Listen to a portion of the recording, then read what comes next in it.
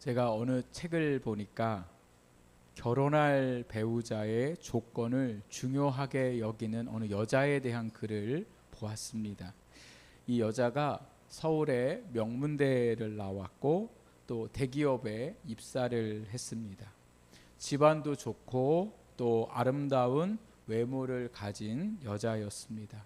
그래서 이 여자가 배우자를 찾는 데에 조건이 뭐냐면 자기와 비슷하던가 아니면 자기보다 더 좋은 조건의 남자를 만나야 된다 생각했습니다. 그래서 아무리 성실하고 착하고 그러한 남자를 누군가 소개시켜줘도 아예 쳐다볼 생각을 하지 않습니다. 좋은 대학을 나오고 또 좋은 직장을 가지고 또 좋은 집안을 가지고 있어야 내가 배우자로 만족하겠다, 이러한 생각을 하고 있었습니다. 그러던 어느 날 아주 자기 조건보다 더 좋은 남자를 소개를 받았는데 정말 만나보니까 남자가 얼마나 젠틀하고 또 학식도 있고 또 좋은 직업을 가지고 있어서 모든 것이 자기 볼 때에 완벽했습니다. 오히려 어떤 생각이 들었냐면 이 남자가 나를 좋아할까, 이 남자는 나와 결혼을 할까, 이런 걱정이 들 정도로 그 남자를 놓치고 싶지 않았습니다. 근데 이게 웬일이에요? 그 남자 집안에서도 이 여자를 마음에 들어하고 남자도 이 여자를 마음에 들어했어요. 그래서 몇 달 만에요, 금방 결혼식을 올렸습니다. 신혼여행을 다녀오면서 얼마나 행복하든지 이제 자기 인생에 행복만 있을 거라고 생각을 했습니다. 그리고 신혼여행을 다녀와서 피곤하던 그날 밤에 깊이 잠이 들었는데 잠을 자고 있는데 이게 꿈인지 생신지 자기 얼굴이 따뜻한 물에 이렇게 닿아 있는 느낌이 드는 거예요. 그래서 이상하다, 이게 꿈인가 생신가 너무 이상해서 눈을 떠보니까 세상에 웬일이에요. 그 젠틀하고 학식 있던 그 남편이 자기 얼굴에다 대고 오줌을 넣고 있는 거예요. 보니까 이분이 정신적으로 문제가 있는 거예요. 다혈질에다 또 성격도 이상하고 종 잡을 수가 없는 거예요. 겉으로 볼 때는 다 괜찮아요. 그래서 이 남자 집안에서 이 여자가 좋다고 하니까 빨리 결혼을 시킨 거예요. 그리고 결국 이 여자가 얼마 못 돼서 남자와 이혼을 하게 되었습니다. 가장 좋은 조건의 남자를 구하고 찾았던 여자가 이혼을 하면서 자기가 얼마나 부질없는 그러한 조건을 찾고 구하며 살았는가를 깨달았다라는 글을 제가 보았습니다. 여러분, 오늘 저와 여러분이 구하고 찾고 바라고 있는 것들이 우리 각자에 다 있습니다. 그런데 오늘 우리가 그것을 얻으면, 그것을 내가 구해서 찾으면 내 인생을 행복하게, 내 인생이 복된 인생으로 살 것 같습니다. 그러나 오늘 우리가 정말 그렇게 찾고 구하고 원하는 것이 우리를 행복하게 해줄 수 있을까? 우리가 정말 구하면서 살아가야 될 건 무엇일까? 또 우리가 예수 믿는 사람들로 내가 원하는 것을 구하는 것보다 더 중요한 것, 하나님은 오늘 내가 무엇을 구하며 사시기를 원할까? 이게 오늘 우리의 고민이 되어야 되고 오늘 우리의 삶의 목적이 되어야 할 줄 믿습니다. 내가 원하는 사람이 아니라 하나님이 원하는 사람, 내가 원하는 삶이 아니라 하나님이 내게 원하시는 삶, 이것에 우리의 목적을 두고 살아가는 오늘 우리의 삶이 되어야 합니다. 오늘 하나님께서 주신 이 말씀을 보면 예수님의 제자였던 야고보와 요한이 예수님에게 무엇인가를 구하고 있는데 그 구하는 것에 뭐라고 얘기하냐면 구하는 것이 무엇이든 내 소원을 좀 들어주십시오라고 35절 말씀, 우리가 읽은 그 말씀으로 시작하고 있는 것을 보게 됩니다. 이 야고보와 요한이 예수님한테 이러한 것을 구하고 있는 배경이 오늘 우리가 읽지는 않았지만 32절에서 34절 말씀까지 나오는데, 예수님과 제자들이 지금 어디를 가고 있었냐면 예루살렘으로 가까이 가고 있었습니다. 그러니까 예루살렘을 가까이 두고 있는 이 상황 속에 예수님이 무슨 말씀을 하시냐면, 본인이 이제 곧 사람들에게 죽음의 자리로 넘겨지고 고난을 받고 죽고 그리고 3일 만에 부활하실 것에 대해서 말씀을 하셨습니다. 근데 이 말씀을 우리가 지난번에도 한번 말씀을 읽었지만 10장에서 두 번째 말씀하시고 세 번째 말씀하셨고 9장에서 첫 번째로 말씀을 하셨어요. 그러니까 제자들에게 계속 예수님이 주지시킨 것은 예루살렘으로 올라가셔서 예수님이 당할 일에 대해서 말씀하셨습니다. 근데 제자들은 놀랍게도 저희가 지난번에 함께 말씀을 나눴을 때에도 불구하고 예수님의 고난과 죽음과 이거에는 전혀 신경 쓰지 않아요. 오히려 예수님이 말씀을 하셔도 말씀을 못 알아들어요. 왜 그러냐? 자기들이 생각할 때에는 예루살렘에 올라가면 예수님이 왕이 되실 것이라 믿었기 때문에 그래요. 이 믿음이 얼마나 대단한지 예수님이 하시는 말씀도 이 사람들에게는 들려지지 않았더라는 거예요. 그래서 이 야고보와 요한이 예수님한테 다른 제자가 말하기 전에 먼저 얘기해야 되겠는 거예요. 예루살렘이 가까이 오니까 자기들이 먼저 다른 제자들이 뭔가를 요구하기 전에 예수님에게 요구를 해야 되겠다라고 생각해서 제자들 몰래 예수님 옆으로 가서 지금 얘기하는 거예요. 우리가 원하는 게 있습니다. 그러니 예수님 지금 대답하시기 전에 꼭 들어주겠다고 약속하십시오라고 이야기하죠. 그래서 그 제자들한테 예수님이 말씀하셨어요. 뭐냐? 너네 그렇게 소원하는 게 뭐야? 이렇게 물어보니까 37절에 제자들의 소원이 구하고 있는 것이 나옵니다. 우리 같이 한번 읽어볼까요? 37절. 여짜오되 주의 영광 중에서 우리를 하나는 주의 우편에 하나는 좌편에 앉게 하여 주옵소서. 여러분, 제가 이 성경 말씀을 현대어 성경으로 번역된 거를 이 앞에 가지고 나왔는데, 여러분 앞에를 보시고 한 번 더 우리 말씀을 읽어볼까요? 시작. 저희는 주께서 영광을 받으실 때 주님 다음의 자리에 앉게 되기를 원합니다. 한 명은 주의 오른편에 한 명은 주의 왼편에 앉게 해 주십시오. 네, 이들이 원한 게 뭐예요? 예수님이 왕의 자리에 오르실 때에 한 명은 오른편에 한 명은 왼편에. 근데 그 자리가 어떤 자리입니까? 예수님 다음 자리, 왕 다음의 자리에 자기들을 앉게 해달라고 얘기를 했습니다. 예수님은 무슨 말씀을 하셨다고요? 이 제자들에게 자기가 곧 죽을 것에 대해서 말씀하셨어요. 고난당할 것에 대해서 말씀하셨어요. 그것도 몇 번 얘기하셨다고요? 3번 얘기하셨다. 성경에서 2번 이상 말씀하고 있는 것은 강조하되 더 많이 강조하고 있고, 예수님이 얼마나 그 문제를 가지고 제자들에게 정말 신중하게 말씀하셨는가를 기록하고 있는 말씀입니다. 여러분, 보통 사람이 죽는다고 하면 내가 그 사람한테 뭐 원하는 거 있다가도 그 사람한테 원하는 거 얘기합니까? 안 합니까? 안 해요. 이제 죽음을 앞둔 사람한테 뭐 내가 원하는 거 빨리 나한테 달라고 어떻게 그런 이야기를 할 수가 있겠어요? 오히려 반대로 무슨 얘기합니까? 당신이 내게 원하는 거 있으면, 혹시 내가 뭔가를 해줄 게 있으면 당신이 나한테 얘기하십시오, 이렇게 얘기하거든요. 근데 제자들은 예수님이 곧 고난과 죽음의 길로 가신다고 하는데도 불구하고 뭐를 요구하고 있다고요? 예수님의 다음 자리. 야고보와 요한은요, 예수님과 혈육 관계예요. 무슨 관계냐면 이종 사촌.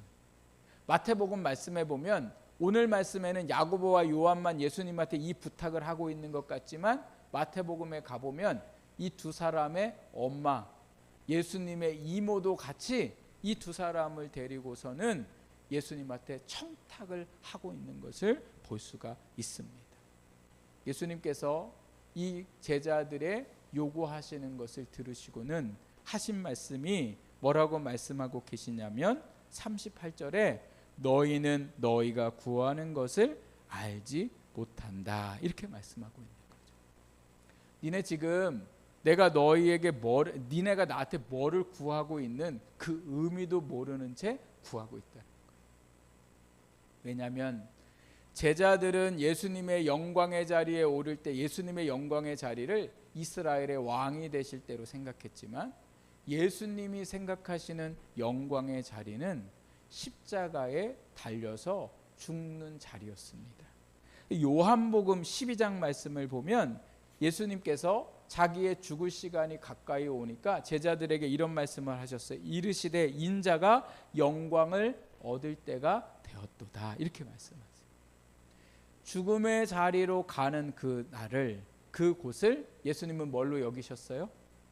영광의 자리로 생각하셨다는 거예요. 왜 죽는 게 영광의 자리입니까?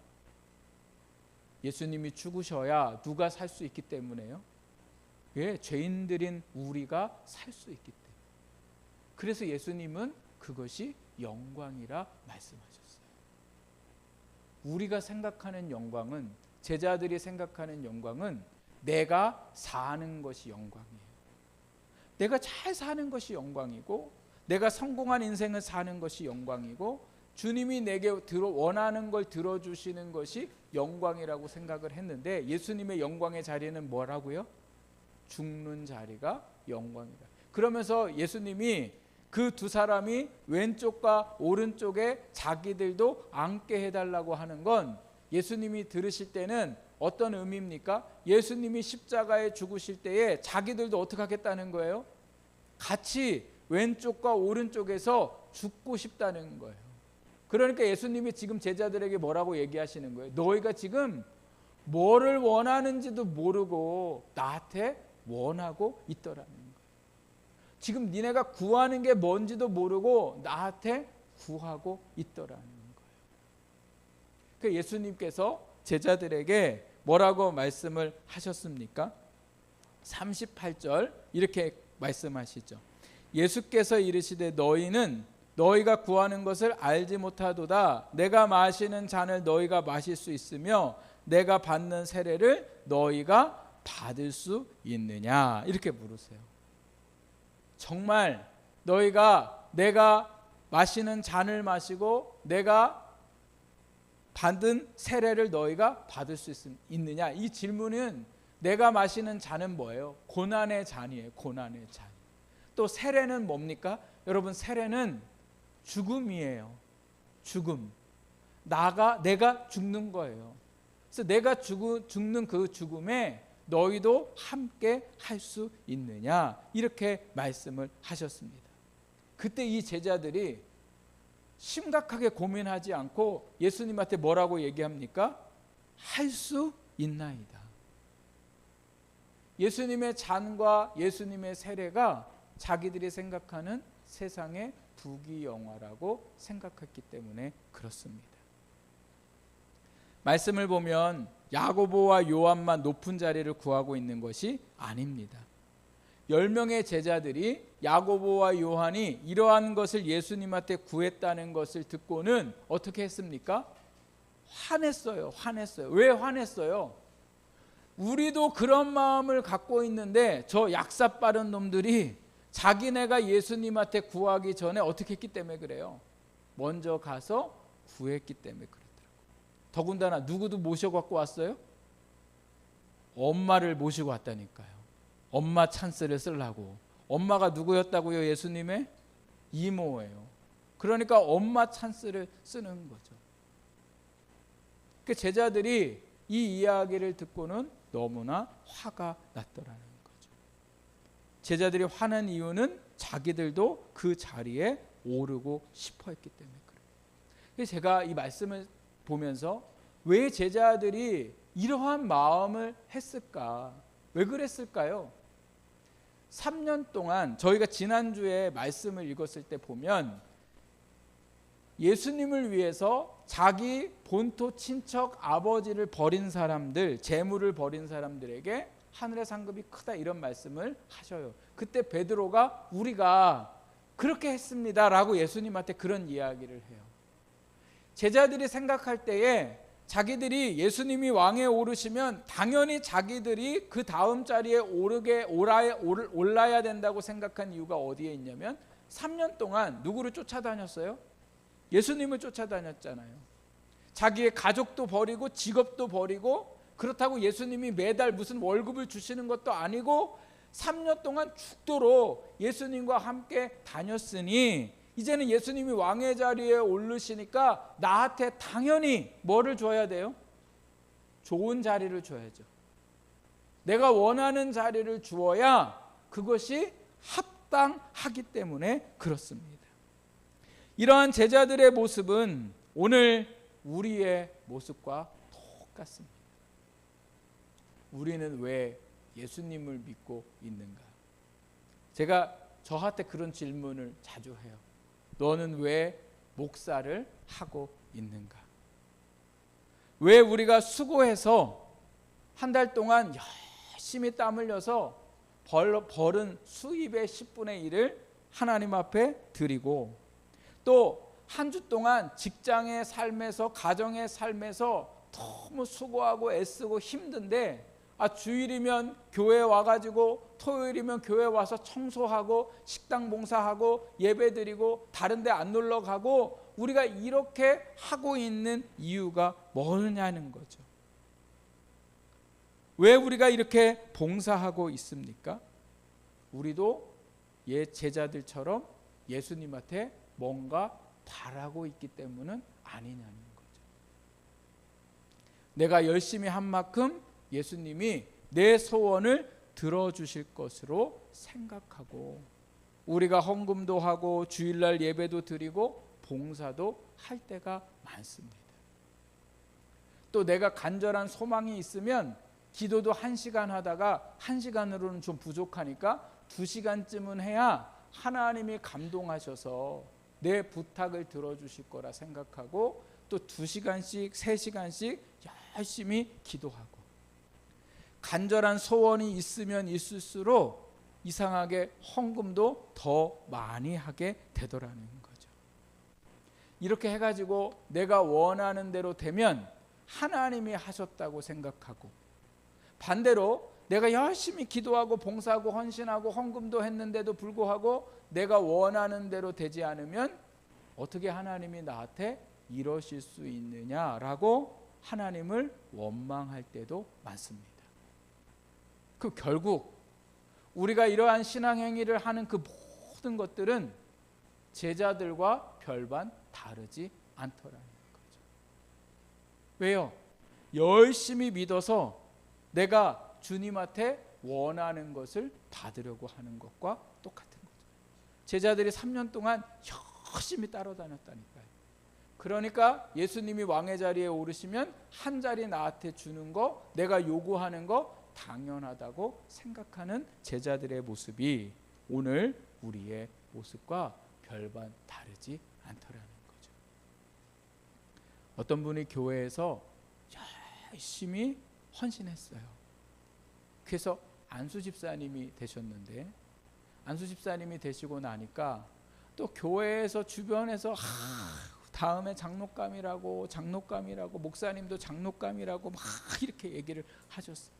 그래서 이분이 얼마나 감사해요. 자기를 그렇게 성도들이 기억해주고 봐주고, 그래가지고 더 열심히 하셨어요. 더 열심히 하셨는데 장로 선거가 있는 날 세상에 장로에 안 되셨어요. 너무 상처가 되는 거예요. 너무 상처가 돼요. 목사님도 나한테 어떻게 이러실 수 있을까? 성도들이 어떻게 나한테 이럴 수 있을까?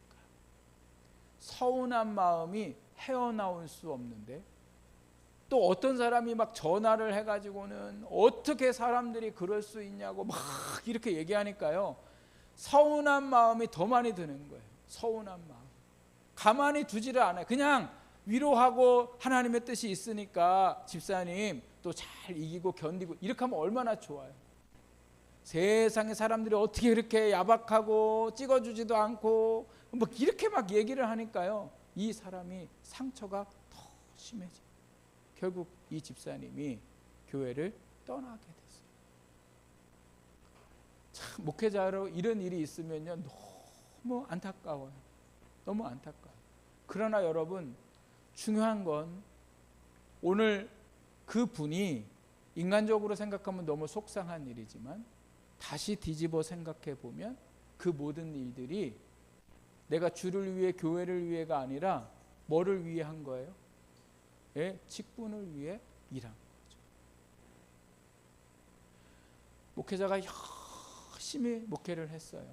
교회가 어려울 때 자기가 어려운 문제를 다 해결하고 돈이 필요하면 돈을 끌어다가 그 빚을 갚고 그리고 또 사례비가 들어오면 그 사례비의 거의 모든 부분을 교회에다 헌신을 하고 빈 자리에 불이 켜 있으면 성도들은 아무 신경 안 쓰는데 거기 가서 또 불도 끄고 뭐 하나하나 다 아낌없이 정말 너무 절약하면서 교회를 사랑을 했어요. 그리고 성도들에게 그러한 삶을 살아야 한다고 얘기했어요. 근데 은퇴할 때가 됐는데 자기가 그동안 모든 수고와 애씀과 노력을 했으니 교회가 감당할 수 없는 그러한 위로금을 달라고 요구를 하게 됐어요. 그러면 결국 그 수고와 애씀과 노력은 다 뭐 한 거예요? 네, 나중에 내 은퇴 자금을 위해서 그렇게 한 것밖에 안 되는 거죠.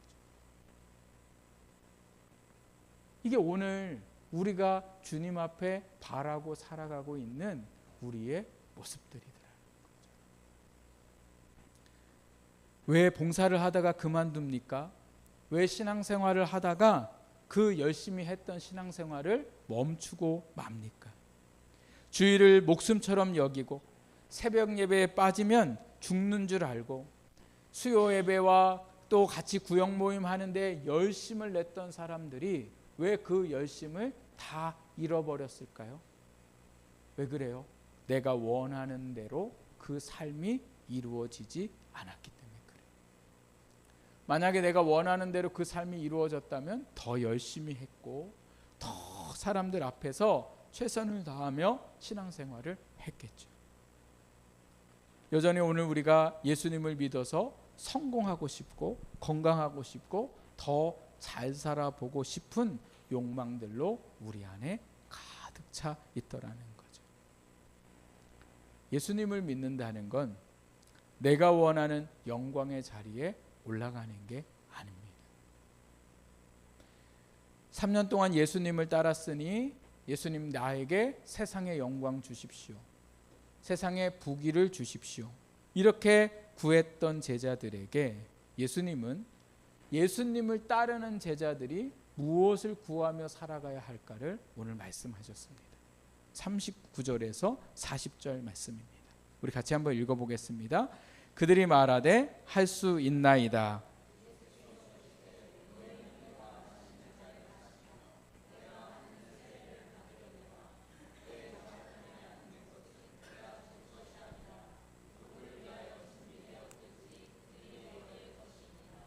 아멘.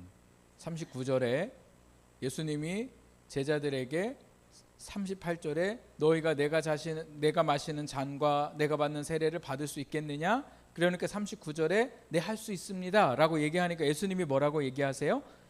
너희는 내가 마시는 잔을 마시며 내가 받는 세례를 받으려니와 이렇게 말씀하세요.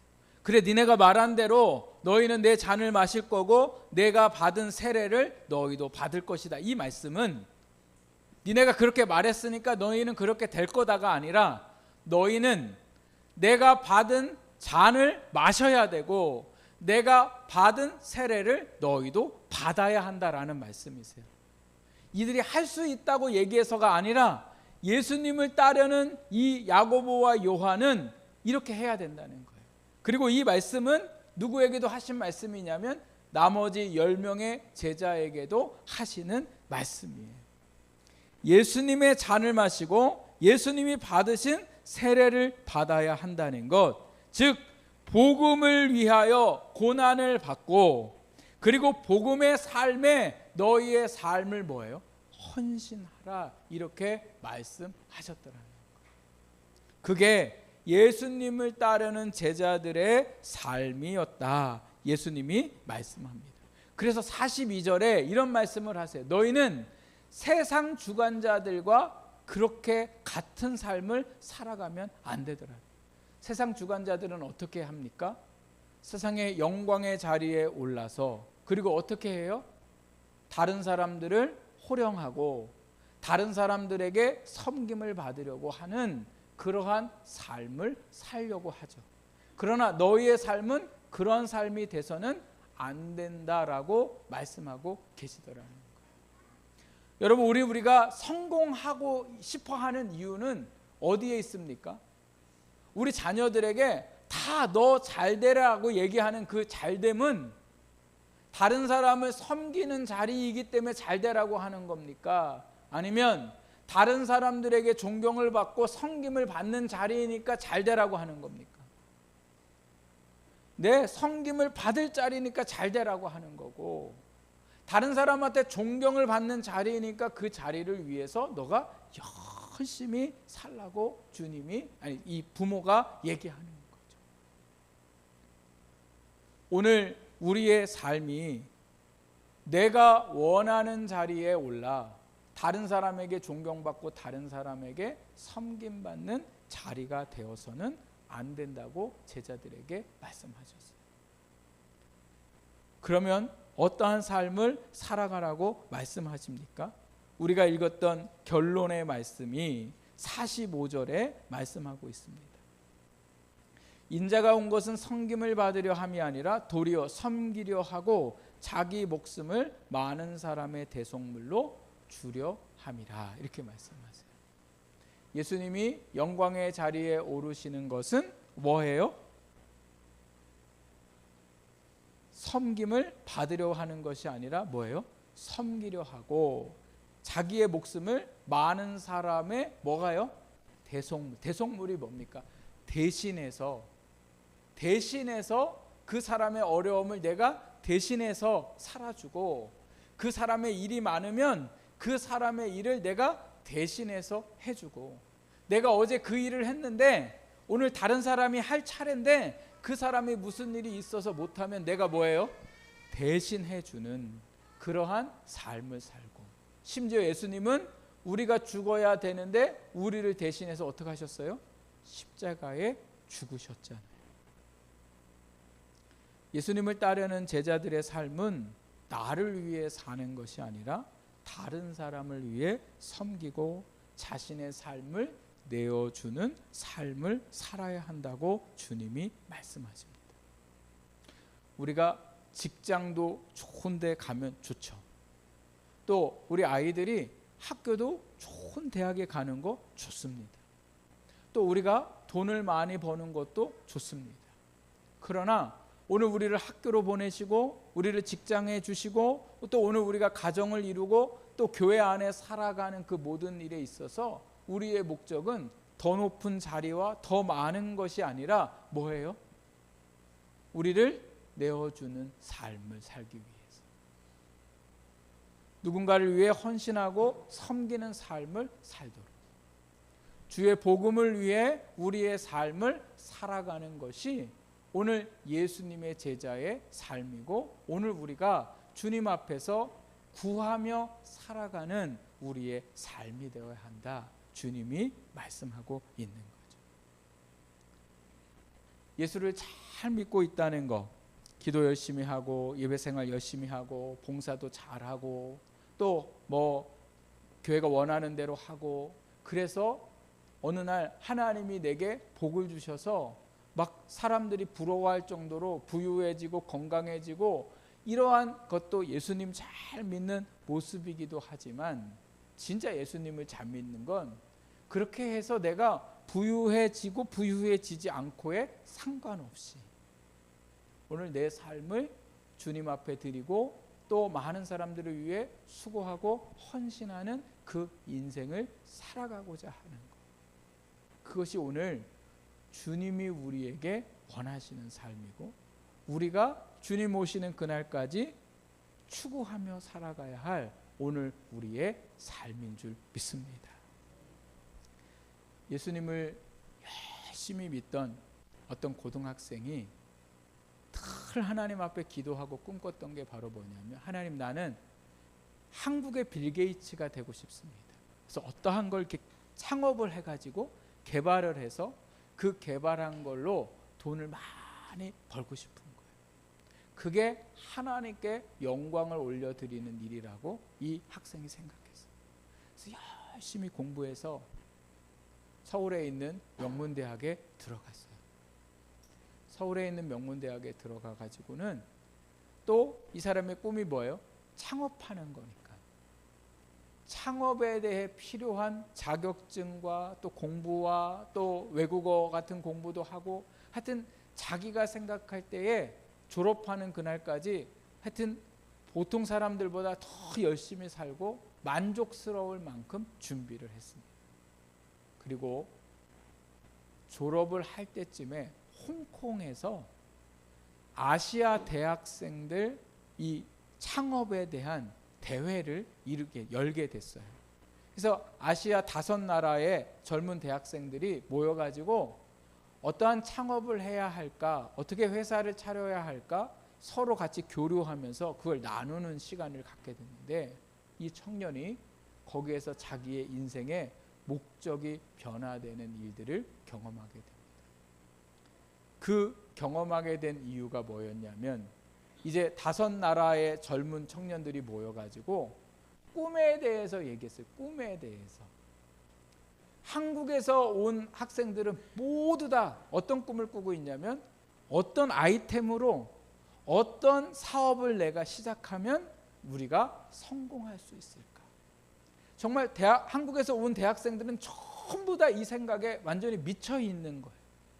근데 다른 나라 청년들은 어떤 생각을 하고 있냐면, 우리가 개발하고 우리가 회사를 차려서 이 땅의 문제를 어떻게 해결할까에 꿈을 꾸고 있더라는 거예요.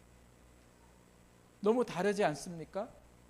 내가 열심히 해서 어떻게 하면 성공할까를 생각하는 사람들과, 내가 어떻게 하면 이 사회에 이 어려운 환경 문제와 또 사람과의 갈등과 또 이러한 여러 어려움 가운데 있는 사람에게 내가 도움이 될 수 있는 회사를 차릴 수 있을까. 너무 큰 충격을 받고 홍콩에서 한국으로 돌아오는 비행기 안에 계속해서 나는 무엇을 해야 될까, 이 질문을 계속했다고 합니다. 그리고 그 질문이 끝나고 나서 기도하기 시작했다. 하나님, 나는 무슨 일을 해야 할까요? 하나님, 나는 어떠한 가치관으로 살아야 될까요? 하나님, 저를 만드신 이유가 무엇입니까? 이렇게 하나님 앞에 기도하는 중에 하나님께서 생각나게 하신 말씀이 마태복음 25장 40절 말씀인데요. 그 말씀에 보면 이렇게 말씀합니다. 너희가 여기 내 형제 중 지극히 작은 자에게 한 것이 곧 내게 한 것이라. 이 말씀이 생각이 나고 나서 한국에 돌아와서는 이 말씀이 잊혀지지가 않는 거예요. 그래서 그 다음 날부터 이 청년이 찾은 게 뭐냐면, 지극히 작은 자가 누구고 내가 이 지극히 작은 자들을 위해서 무엇을 해야 할까 계속 찾았어요. 인터넷도 찾고 사람도 만나고, 왜냐하면 자기가 생각하는 지극히 작은 자가 이 세상에 너무 많기 때문에 어디에다가 내가 이것을 두고서 살아가야 될까를 고민하고 찾는데 찾았어요. 그분들이 누구였냐면 장애를 가지신 분들이었어요. 그래서 그리고 내가 회사를 차리는데 장애 가진 분들과 함께 회사를 차려야겠다. 그래서 지금 장애인들과 함께 회사를 차리고 그 회사가 운영되고 있고, 그 안에 작은 천국을 만들면서 열심히 살아가고 있는 어떤 분의 그 삶의 글을 제가 보면서 너무나 감동이 되었습니다. 우리 안에, 저도 마찬가지입니다. 세상에 대한 소원, 욕심은 날마다 새로워요. 더 좋은 걸 갖고 싶고 더 많은 걸 갖고 싶은 마음은 제 안에 저도 똑같아요. 그러나 오늘 주님은 우리에게 세상의 영광을 구하지 아니하고 주님의 영광을 구하라고 말씀하십니다. 오늘 저와 여러분의 세상을 향한 구함이 주님이 우리에게 원하시는 구함이 되기를 주님의 이름으로 축복합니다.